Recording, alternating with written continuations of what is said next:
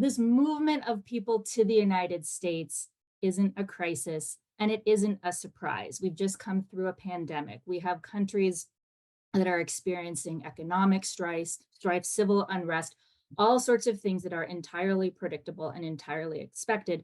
And it is entirely possible to accommodate and receive and support the people who need to leave their countries and come to the United States. There are reasons why our system is not set up to do that right now. And there are reasons why our system continues to fail our long-term community members, our neighbors, our family members, our coworkers who have lived in the United States for a very long time without having the opportunity to permanently regularize their immigration status. What Illinois does not have, and what really nobody in the nation has, is resettlement for immigrants. Right, resettlement only exists for the refugee community, folks that come in with refugee status.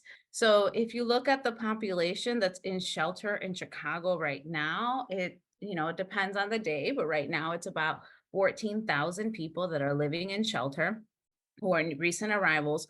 Of those 14,000 people, only about 3,500 of them qualify for work authorization.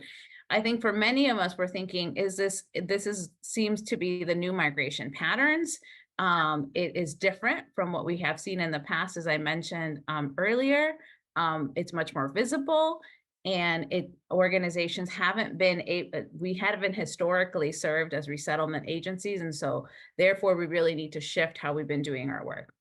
The needs of our communities are not reflected in our current laws, and so there is just such a need. And civil society and community groups and organizations have been stretching, overreaching to such an extreme to try and make up for these gaps that should be filled by our federal government. We've done work to try to get the city to fund the work that is needed, very less successfully. And ideally, we would get the federal government to step in, because we know that this is a long-term new way of how we're going to have to respond to immigrant communities. And we cannot do it at the expense of the existing undocumented community. Everything that we are seeing right now, it's the cause of the federal government and their lack of action, right?